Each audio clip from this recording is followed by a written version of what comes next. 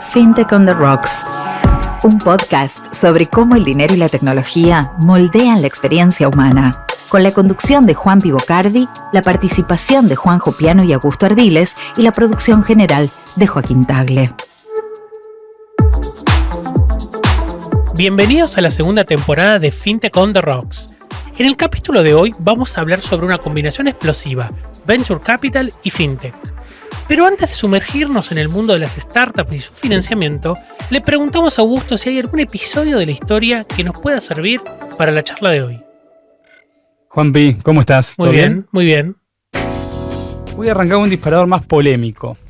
1912, el 23 de junio de 1912 particularmente, fue el día y el año en el cual los aliados empezaron a ganar la Segunda Guerra Mundial. 1912 dije, el que nos está escuchando no está escuchando mal. Creo que te equivocaste en la primera, probablemente, ¿no? Claro, la primera todavía no había sucedido, o mejor dicho, no había comenzado, y mucho menos obviamente la segunda, una cuestión lógica, pero ese es el día en el cual nace Alan Turing. Alan Turing fue un matemático que ya desde chico tenía tantas ganas de estudiar que en su primer día de clases en el internado de Sherborne, en Dorset, en Inglaterra, hizo 90 kilómetros en bicicleta para poder llegar a su primer día de clases. Hizo 90 kilómetros en bicicleta porque ese día había una huelga general, durante una semana en realidad. Entonces Alan Turing agarró su bicicleta, hizo 45 kilómetros, hizo noche en un pueblo para terminar llegando al día siguiente a su primer día de clases. Desde chico estuvo muy interesado en las matemáticas y en todo lo que eran las ciencias duras, que no eran las ciencias de moda en ese entonces. En esa época, o en el comienzo del siglo XX, se estudiaba mucho lo que eran las ciencias sociales y muchas cosas más metodológicas. Y seguramente los que nos están escuchando van a decir, bueno, ¿qué tiene que ver esto en la Segunda Guerra Mundial? La realidad es que en 1939 Hitler decide invadir Polonia y en septiembre del 39 es cuando comienza formalmente la Segunda Guerra Mundial. Y más allá de que Estados Unidos recién se empieza a involucrar en la Segunda Guerra Mundial de forma activa luego de que Japón bombardea Pearl Harbor, hubo toda una época en la cual enviaba municiones, pertrechos, ayuda incluso humanitaria a través del Mar del Norte. Y los submarinos alemanes tenían un sistema muy avanzado para comunicarse y justamente ir hundiendo estos barcos que iban con ayuda para... En ese entonces eran dos aliados nada más, era Inglaterra y Francia, era el comienzo de la Segunda Guerra Mundial. Y tenían una máquina Enigma con la cual iban todos los días pasándose mensajes encifrados. Churchill había puesto a trabajar en una estación ultra secreta del ejército inglés, conocida como Estación X, en Buckinghamshire, a todo un grupo de matemáticos para intentar descifrar esta máquina Enigma. Probablemente quien nos esté escuchando también se les venga a la cabeza la historia del Código Enigma. Es una película que pueden ver en Netflix, que como todo tiene una parte de real y una parte de mentira. En la película se dice que el código para descifrar era Heil Hitler, cuando uno empieza a estudiar la historia no era tan así, era mucho más complejo que eso, y esto todavía da mucha más importancia al descubrimiento que Alan Turing termina haciendo, mejor dicho, a la creación que Alan Turing termina haciendo. Esta máquina Enigma no era fácil de crear. Alan Turing era el único que estaba insistiendo con intentar conseguir una máquina que empezara de forma muy incipiente a evolucionar, a razonar, a pensar, a hacer ecuaciones matemáticas permanentes para ir descifrando este código Enigma. Y obviamente era una época en la cual los aliados mejor dicho, Inglaterra y Francia estaban perdiendo la guerra contra la Alemania nazi. Y tan es así que dicen, esto no va a dar resultado. Entonces deciden removerlo a Alan Turing de su puesto. Alan Turing se enoja y termina demandándole una nota directamente a Winston Churchill, que recibe esta nota y convencido de que Alan Turing iba en la dirección correcta, le dice que continúe en su cargo, y no solamente lo hace continuar en su cargo, sino que lo asciende, lo pone a cargo de lo que era la Estación X y remueve al superior que en realidad lo quería reemplazar a Turing. Algunos dicen que la diferencia entre los genios y los locos es el éxito. De hecho, lo charlamos con vos, Juanpi, hoy a la mañana antes de venir acá para el podcast, pensando un poco sobre esta historia. En un punto es verdad, pero también hay que reconocer que hay una visión de muchas personas en reconocer a estos genios. En el sentido de que es muy fácil decir yo también hubiera apostado por Alan Turing porque en definitiva fue el que creó la computadora, fue el que indirectamente hizo posible que el ruido que escuchamos hace un cachito, que era un mensaje de WhatsApp que llegaba a mi computadora que está acá abierta, sea posible indirectamente. Son muchas derivadas, pero es parte de eso. Y esta persona que confió fue un personaje histórico como es Winston Churchill, que dijo apuesto por la innovación, apuesto por esto, a tal punto que este descubrimiento fue fundamental para que los aliados terminaran ganando la Segunda Guerra Mundial 4 años después. No dije dos datos, la máquina empezó a funcionar en el año 1941 y solamente durante ese año descifró 39.000 mensajes. Pero fue perfeccionándose esta máquina al punto de que en el año 1942 y muy entrado en 1943 llegaba a descifrar 2 mensajes por minuto. En palabras de Churchill también, el descubrimiento que hizo Alan Turing hizo que la Segunda Guerra Mundial se pudiera cortar entre 2 y 4 años. Churchill decía que si no hubiera durado 2 o 4 años más. Y bueno, volviendo al siglo XXI, volviendo a lo que es hoy por hoy nuestra coyuntura, esto me dispara, como siempre nos suelen disparar nuestras historias, una pregunta muy puntual. Y es, ¿qué ven? ¿Qué buscan las personas que quieren invertir, que quieren apoyar la innovación, la disrupción, para terminar potenciando a estos locos que luego se transforman en genios?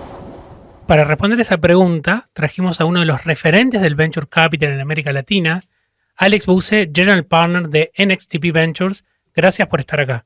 Un placer, gracias por tenerme. Y bueno, te extiendo esa primera pregunta, ¿no? Que es, cuando te sentás con alguien y te viene a contar un proyecto, ¿cómo empezás a identificar que esa persona puede ser una que termine cambiando el mundo? Es una excelente pregunta y para dar quizás un poco de contexto sobre nosotros en NXTP, nosotros invertimos en empresas de etapa temprana. Es importante quizás como segmentar un poco el mercado de Venture Capital que tiene distintos rubros. Uno es todo lo que es la etapa temprana, que son, como ustedes dicen, estos locos que tienen una idea, que buscan financiamiento muy al principio. Después existe toda una otra parte que son empresas mucho más maduras, que ya son empresas con mucha facturación, que ya han levantado mucho dinero, que necesitan más dinero para seguir escalando o para seguir creciendo más rápido. Nosotros en NXTP nos dedicamos a esta primera etapa, que efectivamente tiene mucho que ver con la identificación de fundadores que tienen una enorme pasión o quizás una locura por resolver algún tipo de problema. Y diría que lo que buscamos son 3 elementos principales en cualquier idea que nosotros miramos. Lo primero, y por lejos lo más importante, sobre todo en nuestra etapa, es efectivamente quién es el fundador. Y hay literalmente 20 variables que nosotros miramos. Pero alguno de ellos es cuál es cuán bien, nosotros llamamos el founder market fit, quiere decir, fundador, cuál es la experiencia que tiene, es el fundador correcto para esta idea, para este proyecto. Tiene algo de experiencia, tiene algo que ha visto en este mercado, que quizás algún insight en este mercado que otros no tienen, alguna experiencia que otros no tienen, que le permiten ver algo que otros no pueden ver. Miramos en general siempre la historia de esa persona. Buscamos, obviamente, para ser un genio, para ser un loco, como dijiste, andar en bicicleta a 90 kilómetros para ir a tu primera clase demuestra una especie de una energía especial de esa persona. Entonces buscamos seres por lo general sobresalientes y uno puede sobresalir en varios aspectos de la vida. Puede ser en los deportes, puede ser académicamente, puede ser profesionalmente, pero buscamos gente de excelencia. Porque crear una startup es algo, como todo este mundo sabe, extremadamente difícil, que requiere de una resiliencia increíble, una energía increíble. Es una de las cosas más difíciles que uno puede hacer. Así que buscamos con el fundador algo realmente sobresaliente. Buscamos una cierta obsesión con ese problema que está tratando de resolver y buscamos quizás las cosas más tangibles. Cómo se comunica, cómo cuenta el cuento, el problema, la visión que tiene por la empresa, el liderazgo que tiene. En Venture Capital uno busca siempre invertir en empresas que pueden llegar a ser empresas muy grandes. Entonces, desde muy temprano uno tiene que tratar de entender, esta persona lo veo liderando un equipo de 300, 400, 500 personas, tiene esos rasgos. Eso en cuanto al equipo. Después, por lo general, un fundador tiene algunos cofundadores también, entonces uno mira cuán bien se van complementando los fundadores entre ellos, uno más técnico, otro más comercial, otro quizás más estratégico, otro más de operaciones, entonces uno busca un mix de capacidades en ese equipo. Después, lo otro es el mercado. Uno, como dije, uno necesita como Venture Capital que las empresas en que uno invierte tengan la posibilidad de realmente ser empresas muy, muy grandes. Muy, muy grandes quiere decir, el número mágico siempre uno dice de $1.000 millones, el $1 billion company, ¿no? El unicornio.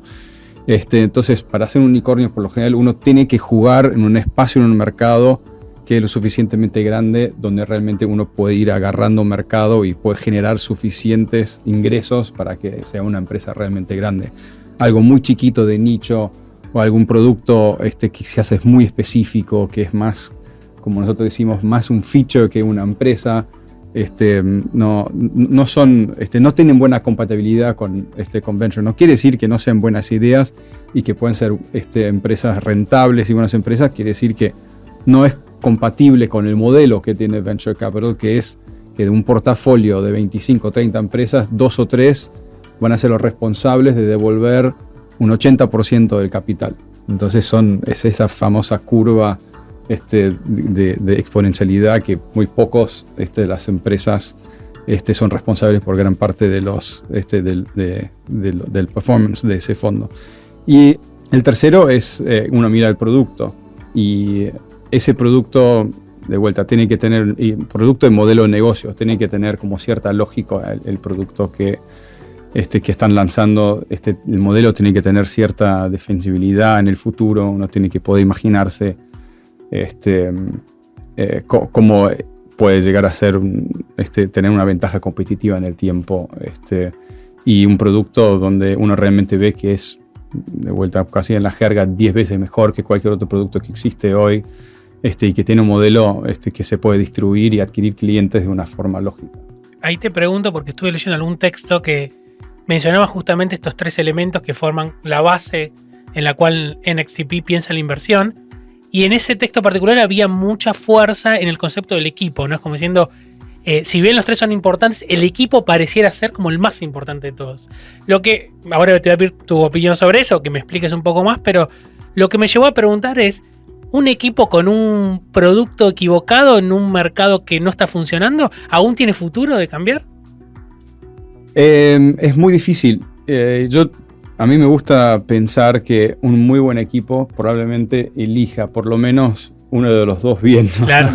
Entonces, un excelente equipo probablemente no elija un modelo de negocios que sea realmente muy difícil, o un mercado que sea muy chico. Sí, de vuelta, están alineados las ambiciones de querer tener una empresa que sea compatible con capital de riesgo. Entonces, pero sin equipo, mismo con el mercado, con el producto, no funciona. Tener un equipo y un producto, quizás uno puede llegar a cambiar el mercado, o tener el mercado y un producto equivocado. Todo depende del nivel de convicción que uno tiene en el equipo, ¿no? Me gustó por donde iba Juanpi con esa pregunta, y esto me trae otra cita histórica de un personaje histórico muy icónico del siglo XX, que fue Henry Ford, que dijo que el fracaso es una oportunidad para empezar otra vez, pero con más inteligencia. Ahora, aquellos que intentaron y fracasaron, que incluso quizás es una doble mala lectura de esto que dijimos, ¿no llegan con un preconcepto ya cuando van a ser evaluados por ustedes o cuando ustedes ven sus proyectos? ¿Cómo manejan esa subjetividad que creo que naturalmente tiene que estar en algún lugar de la ponderación, quizás no tan objetiva del Excel, pero sí del proyecto de su conjunto, digamos? Nosotros, cualquier emprendedor que viene que ya ha emprendido, es una ponderación muy positiva. Independientemente, digamos, de cómo le fue en el proyecto, sí miramos obviamente si hay cosas de integridad, de fraude, de formas en que se manejaron, que no fueron éticos, digamos. Eso para nosotros es algo que no perdonamos. la forma en que uno fracasa es muy importante. Quizás no tanto el primer proyecto, quizás el mercado fue demasiado chico, quizás el producto no fue el correcto, o se peleó con su cofundador, lo que fuese. Todo eso son razones, efectivamente, que son las bases sobre las cuales uno puede construir. Entonces, gente que además entiende lo que es emprender, para nosotros es extremadamente valioso. Porque hay muchos que son, como lo llamamos, first time founders, que no saben lo duro que es, que no han pasado por ese camino tan difícil. Entonces, el que vuelva a intentarlo, para nosotros es una señal súper positiva y lo ponderamos muy positivamente. Ahí el otro día tuvimos un capítulo con un fundador, con un second founder, y él decía que cuando había sido como el first founder, él como no entendía esta apreciación de los fondos que tenían, que él me lo decía como que tenían un sesgo, como que era la primera vez que lo intentaba. Y ahora que él es second founder, me diría, si yo tuviera un fondo, solo invertiría en second founder, como siendo lo que terminé aprendiendo en ese primer proyecto, y sobre todo en velocidad de ejecución en el segundo, me dice, es como dramático, ¿no? Y es una persona que se capacitó mucho en el exterior. Dice, no hay curso que haya hecho en Silicon Valley que me haya hecho sentir eso, ¿no? 100%, sí. Y yo ahí te quería preguntar, yendo al tema de esto del equipo, o de identificar las personas que van a, llamémosle, cambiar el mundo, o por lo menos proyectos que tengan esa ambición. ¿Te pasó alguna vez la de Churchill, de apostar vos por un proyecto que la gran mayoría, porque entiendo que entre el Venture Capital se deben hablar entre los fondos y comentar opiniones, que por ahí el resto decía, no, acá no va, y vos dijiste, no, pero acá hay algo, y terminó saliendo bien? Ha pasado, sin lugar a duda, ha pasado. Yo creo que yo lo que he aprendido con el tiempo es que como un venture capital uno tiene que ser extremadamente humilde. Y por más experiencia que uno tenga, por más años, por más fundadores que uno ha visto, la vida real siempre te sorprende. Y pasan cosas que uno no pensó que iba a pasar, y las cosas quizás donde uno tenía una convicción total y certera, al final no se dieron. Entonces, yo trato de mantenerme muy humilde en mis opiniones y en mis convicciones. Al mismo tiempo, uno tiene que tener convicción para entusiasmarse con un proyecto, para invertir.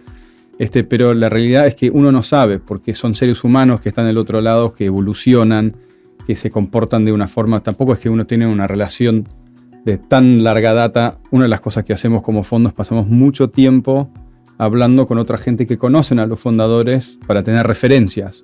Jefes, empleados, cofundadores, o sea, pasamos 15, 20 referencias, tratamos de hacer sobre los fundadores antes de invertir, pero eso no puede reemplazar lo que realmente está del otro lado.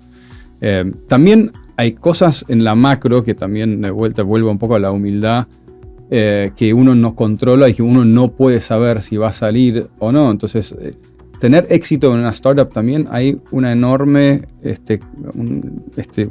cantidad de suerte involucrado en eso también. Suerte con el timing del mercado, suerte con un cliente que uno justo enganchó. Por eso se tienen que dar muchos factores para que uno tenga éxito. Y algunos se van a dar y algunos no se van a dar. Y por eso los que lo intentan una y otra vez, las probabilidades de éxito efectivamente van aumentando, que haya esta perfecta confluencia de circunstancias, del fundador correcto, del producto correcto en el momento indicado, el mercado. Timing es muy muy importante, y uno puede tener ciertas tesis sobre qué es lo que se viene, cuándo se va a venir y demás, pero no son nada más que tesis. Entonces uno quizás le sale bien y uno tuvo la tesis y parece brillante, pero por esa tesis que tuviste 3 otros que no te salieron, pero nadie habla de los 3 que invertiste que no te salieron. Entonces hay un enorme...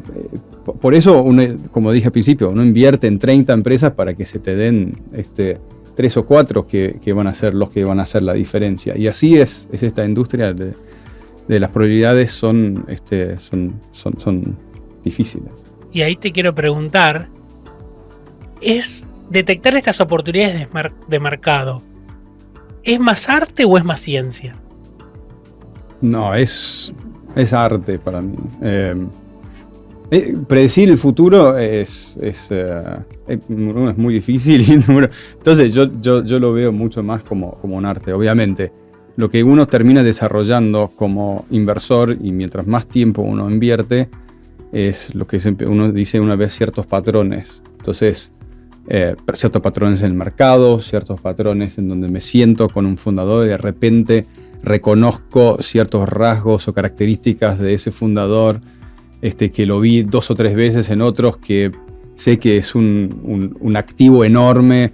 Veo un producto que tiene una cierta visión, que lo he visto en 2 o 3 otras empresas, que me entusiasma y veo por dónde puede llegar a ir el camino, pero todos terminan siendo hipótesis. Y de vuelta, como de la misma convicción, nosotros tratamos de invertir en 30 empresas con la misma convicción en cada una, y sin embargo nos van a salir muy pocos, entonces, de esas inversiones. Entonces, de vuelta, es un arte. Quizás la ciencia viene de vuelta en la probabilidad,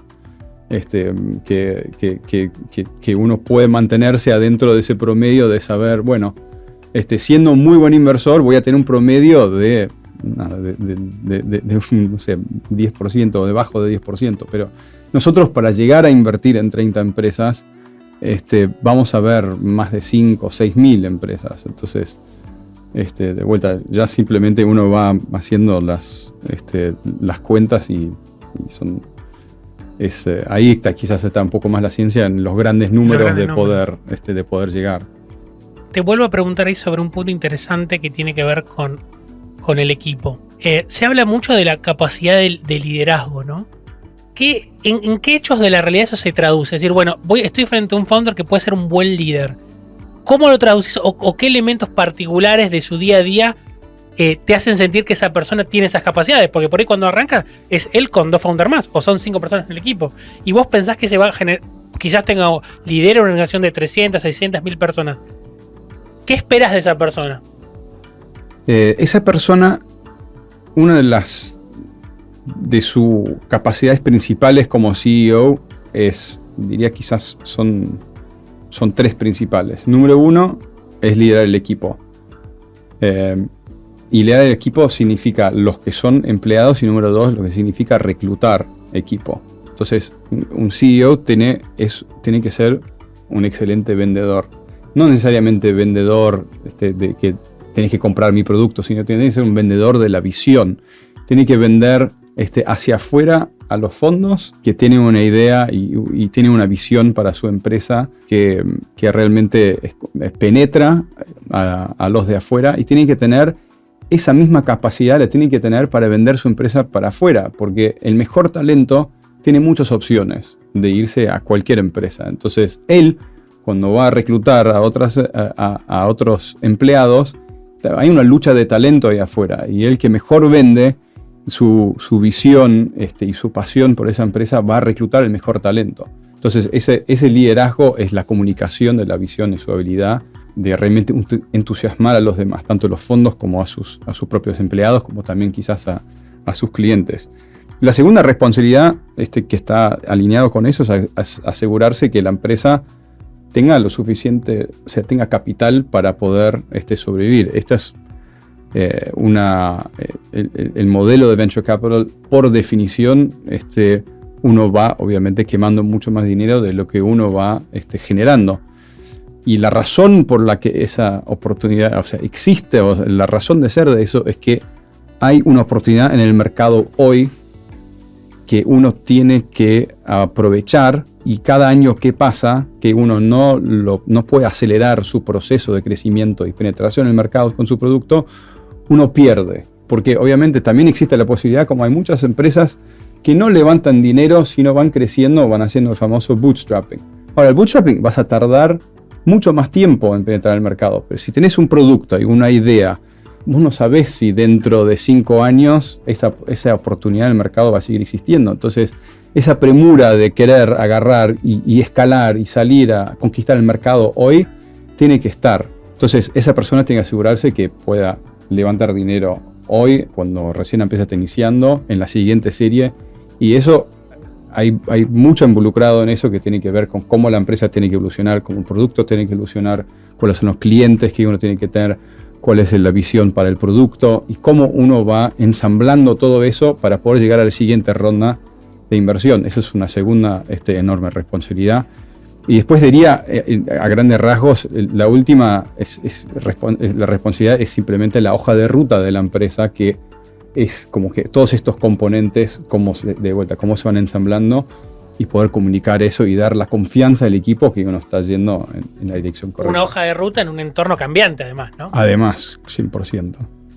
Henry Kissinger sacó, ahora es un libro, se llama Liderazgo, hace 6 estudios de liderazgo de líderes del siglo XX, pero antes de eso hizo una categorización muy, muy interesante sobre 2 tipos de líderes, ¿no? Desde un punto de vista más blando, te lo pregunto, que es el líder estadista, que tiende a ser un buen gestor, que aplica todo su esfuerzo a la preservación del modelo social en el cual está y modera un poco la visión de futuro con bastante cautela. Y después el segundo, que es más él le llama liderazgo profeta, que básicamente es un visionario que tiene orientado toda su energía en transformar y hackear el futuro. ¿Qué crees que tiene que tener más, digamos, el líder cuando llegas a la dirección de un proyecto, digamos? ¿Más de estadista, más de profeta, un mix de ambos? Uno de los grandes desafíos para un fundador también es poder evolucionar conforme la empresa va creciendo.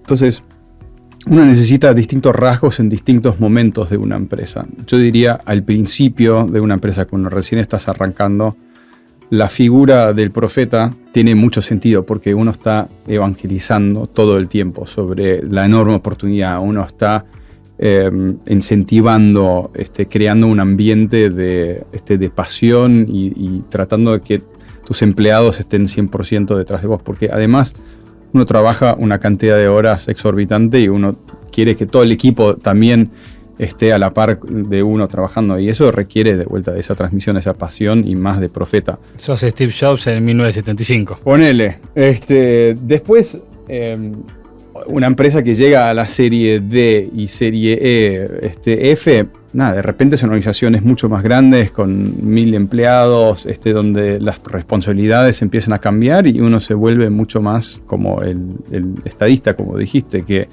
es más política, quizás son más temas regulatorios, quizás son más temas para representar a la empresa en ciertos foros. Entonces, no siempre, y uno lo ve, el CEO que arrancó la empresa es la figura correcta para seguir el siguiente paso. El siguiente paso. Entonces, esos son momentos claves de una empresa. Algunos lo pueden hacer y son talentos extraordinarios, pero no todo el mundo lo es. Entonces, ellos lo tienen también que entender, que quizás tienen que tomar ciertos pasos, tienen que complementar su equipo con otras figuras que tienen más experiencia y más afinidad con la etapa de la empresa. Podamos un poco hablar respecto del mercado en general. Entiendo, obviamente, como Venture Capital, ustedes invierten principalmente en modelos de negocio B2B, ya me corregirás. Y dentro de B2B, entiendo que por así decirlo, tienen proyectos en todas las verticales, pero FinTech es una muy importante, una relativamente importante. ¿Por qué es tan sexy invertir en FinTech y por qué hay tantos fondos como buscando nuevas FinTech para poner su dinero? Es una muy buena pregunta. Yo creo que si vamos a hablar un poco de América Latina, sí. y las oportunidades en América Latina, o un poco el estado en general del mercado. Lo que termina pasando, las grandes oportunidades de América Latina es, número uno, una enorme concentración de poder en muy pocos bancos. Los 5 principales países, los bancos son los 5 bancos más importantes concentran más del 80% del mercado, con lo cual una oportunidad simple, con un servicio realmente mediocre. Entonces, la gente realmente cree que hay una oportunidad para mejorar lo que son los servicios de bancarios en general, y hay mucha gente mordiéndole los talones a los grandes bancos, donde hay, de vuelta, que están achanchados, que además en términos de rentabilidad son de los bancos más rentables en el mundo, 2 o 3 veces más rentables que la mayoría de los otros países en desarrollo. Entonces uno mira esa situación y automáticamente uno huele oportunidad, un servicio relativamente de cliente relativamente malo y de vuelta enormes ganancias por obtener. Diría lo segundo, en líneas generales, es de vuelta, falta todavía penetrar gran parte del mercado. Uno lo mira en términos de préstamos, en términos de tarjetas de crédito, en términos de gente que está subbancarizado, que no está bancarizado. Falta incorporar todavía una gran parte de la población en el sistema de servicios financieros, que es otra gran oportunidad que a la gente digamos, le entusiasma mucho. Diría que al mismo tiempo, como que tenés una población hoy cada vez más conectado, cada vez más digamos, hábiles con productos financieros y ávidos de consumir productos digitales. En general es una penetración de teléfonos móviles con acceso a internet que es arriba del 80%, con lo cual tenés una base de consumidor que quiera y que está dispuesto. Y diría lo otro, que es una estadística bastante triste, se va un poco a la parte de B2B, pero la realidad es que América Latina hoy es la región del mundo con la más baja productividad de horas trabajadas por su PBI, pero por lejos. O sea, Sudeste Asiático le sigue y es más del doble más productivo que nosotros. Entonces, si miramos el mundo B2B, hay simplemente cosas que se tienen que mejorar. Hay una enorme oportunidad de digitalización, no solamente de grandes empresas, sino también de pymes y empresas más chicas que hoy están funcionando como funcionaban todavía hace 20, 30 años. Entonces, todas esas oportunidades, la gente lo mira y dice que tiene que haber un camino. De hecho, FinTech hoy es más o menos un 35% de toda la inversión que recibe la región. Y es una enorme oportunidad. ¿Quién le sigue? O sea, FinTech es el uno y después ¿quién le sigue como industria vertical? Si no me equivoco, creo que es el e-commerce en general, todo lo que tiene relacionado con e-commerce. Que al final del día está vinculado, ¿no? Porque digo, el e-commerce a veces es muchas veces, acá lo vimos, que tuvimos algunos capítulos de finanzas embebidas, y el e-commerce es el gran distribuidor de los servicios financieros del futuro. Entonces, ¿cómo está vinculado? ¿Cuánto crees que influye, o que va a influir, mejor dicho, a futuro, el hecho de que Latinoamérica tiene un porcentaje importante de su PBI por fuera, digamos, del sistema fiscal? No me quiero meter en particularidades de ningún país, pero digo, es algo latente. No tenemos, si queremos, el cumplimiento fiscal de los países nórdicos, por así decirlo, donde ya lo tecnológico tiene una adopción plena. ¿Cuánto influye, o cuánto ves vos desde tu lugar que influye? Yo lo veo como un gran problema. Y creo que es lo que también está atrasando la penetración FinTech en la región en general. Es no pagar impuestos, la informalidad.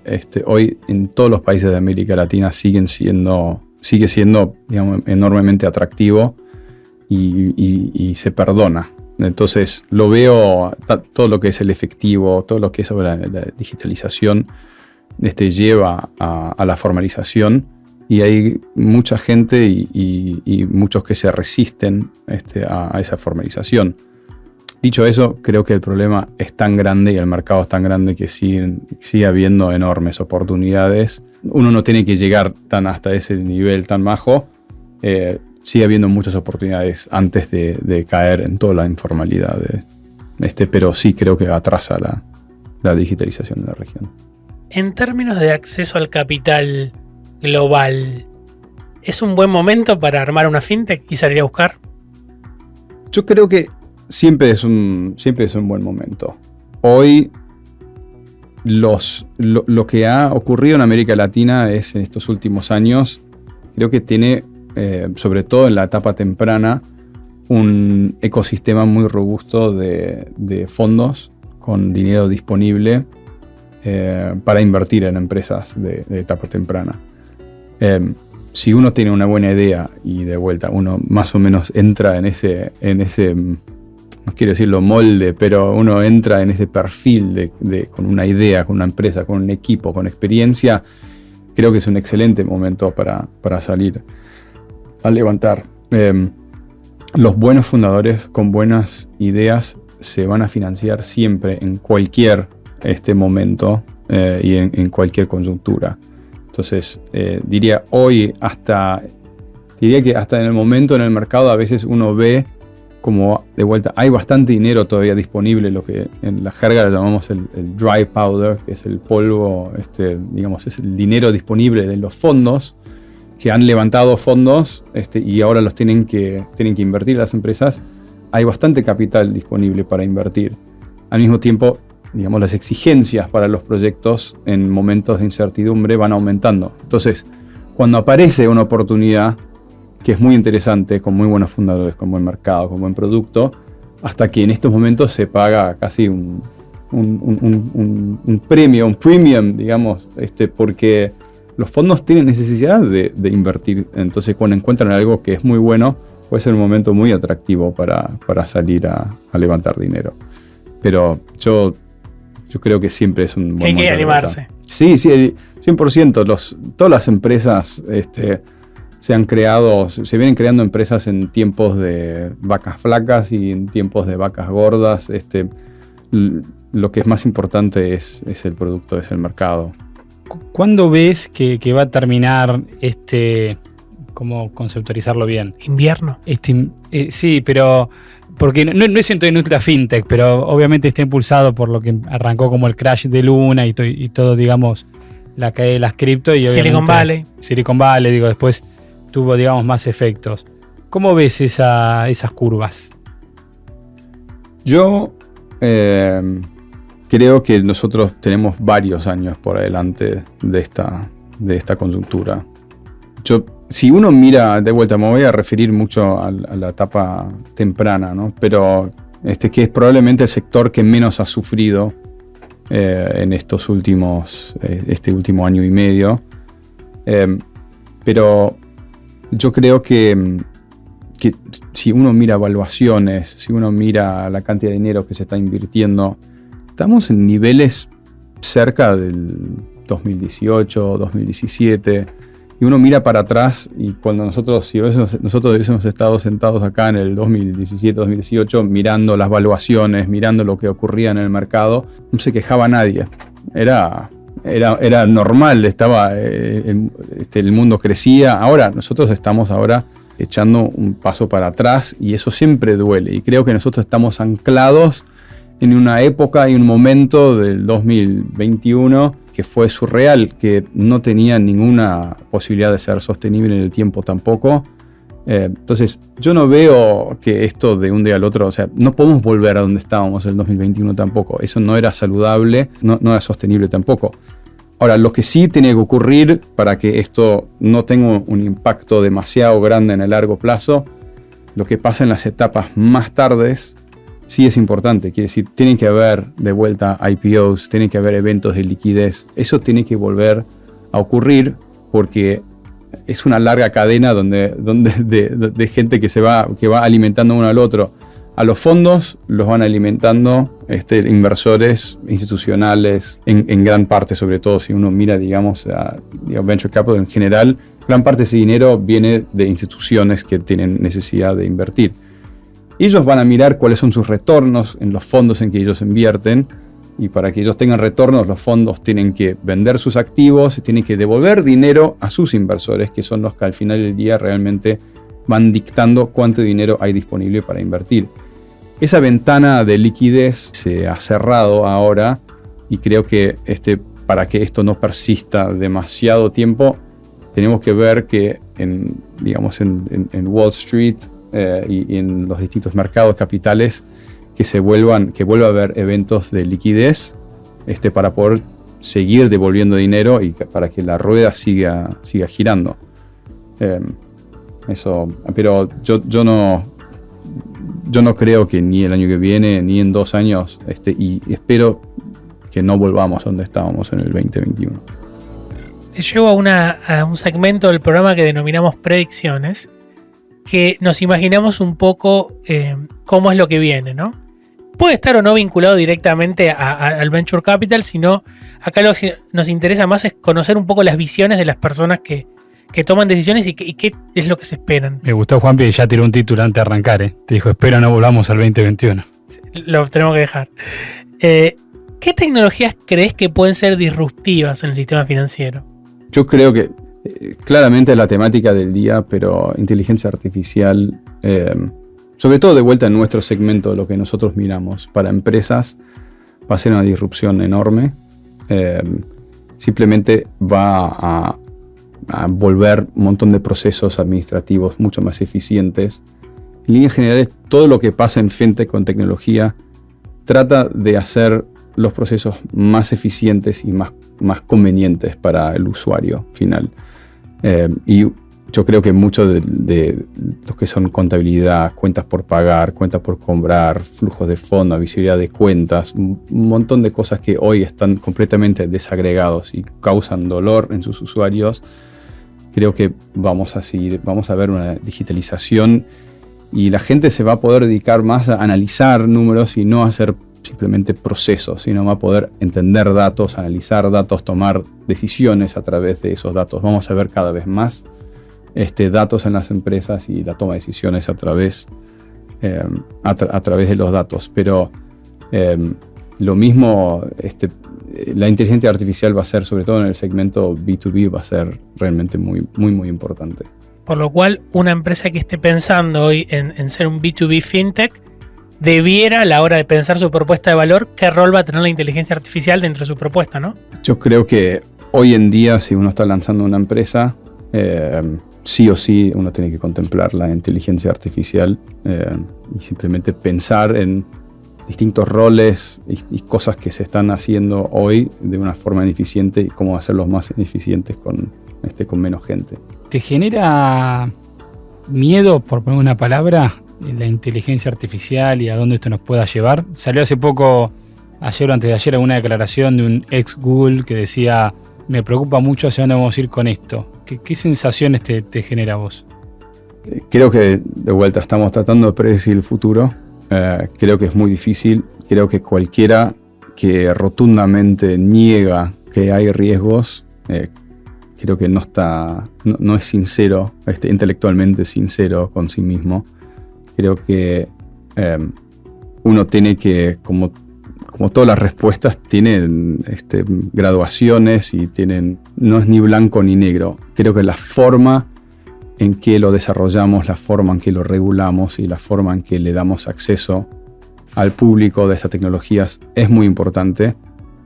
Creo que la industria tecnológica y los gobiernos han cometido un error antes para mí, todo lo que es social media, que lo dejaron correr sin ningún tipo de regulación, que en mi opinión ha causado un enorme daño a la sociedad. Creo que algo de estas lecciones se está aprendiendo y que hay por lo menos una enorme conciencia del poder de la inteligencia artificial. Ahora estamos de vuelta lidiando con gobiernos. Esto es un problema que tiene muchos stakeholders, donde uno tiene que tratar de coordinar eso. No es el fuerte de los gobiernos hacer eso y avanza a una velocidad que es muy difícil también de regular. Así que, sin lugar a duda, hay miedos y creo que muchos de los esfuerzos tienen que ir a tratar de entender e identificar esos riesgos y tratar de minimizarlos y trabajar realmente conjuntamente en un marco que tenga sentido para todos. Vamos con otra predicción más. ¿Cómo te imaginas el sistema financiero del futuro? Vuelvo un poco a lo que dije antes, que tiene que ver con la conveniencia. Creo que si nosotros vemos cómo, solamente hablando de pagos, ¿no?, cómo viene evolucionando el mundo de pagos, creo que vamos a ver el sistema financiero cada vez más integrado de una forma natural en nuestras vidas, para que sea menos fricción, que sea más fácil de consumir, más fácil de ahorrar, más fácil de invertir. Y la forma de hacer eso es amoldarse a comportamientos que ya existen hoy. Cuando vas a Estados Unidos, a cualquier lado, la cantidad de gente que ves que sale solamente con un celular, se paga todo con el celular, es realmente impresionante. Y lo mismo, la poca fricción que uno tiene pagando en un Amazon, lo que ha logrado Mercado Libre. así, a través de distintos otros rubros que todavía están rezagados hoy, vamos a ver que va a ser cada vez más fácil. Y el producto te va a encontrar a vos en tu vida cotidiana, en tu comportamiento cotidiano. Se van a tratar de amoldar a eso y van a tratar de bajar las barreras de fricción para que vos puedas de vuelta o alcanzar tus metas financieras o consumir de una forma más fácil. Y eso tiene implicancias cripto es lo mismo. En el fondo te abre un mundo a una cantidad de funcionalidades que antes no existían, que lo hace que sea más barato, más eficiente, más ágil. Y eso lo vamos a ver a lo largo de todos los problemas y todas las fricciones que vemos en el sistema hoy. Lo vamos a ver penetrar cada vez más. Sería como algo así de un subtema dentro de las predicciones, pero seguramente la respuesta va a ser mucho más voluntarista. ¿Qué problema del mundo te obsesiona resolver? Cambio climático. Creo que es uno de los problemas, en mi opinión, que tienen, una vez que atravesamos un umbral, creo que es muy difícil volver a que el mundo del ecosistema encuentre el equilibrio mágico en que vivimos hoy. Y creo que nosotros todavía no entendemos la complejidad con que opera el ecosistema y el mundo, el milagro que es que estemos viviendo en la forma en que estamos viviendo, y todas las cosas que hace la naturaleza para que eso suceda y cómo nosotros estamos interviniendo, y realmente creo que puede llegar a un punto de no retorno, y eso es muy preocupante. Me hiciste acordar a lo que decía De Gaulle, que ya retirado, él decía que encontraba un poco de inspiración en la naturaleza, que cada estación del año le traiga un mensaje. Creo que va un poco por ahí, es verdad. Sí. Nos quedamos con esta reflexión. Tenemos que terminar, desgraciadamente, el episodio. Alex Busse, muchas gracias por haber venido. Muchas gracias a ustedes. Y a la audiencia, nos vemos en el próximo episodio de FinTech on the Rocks. Muchas gracias.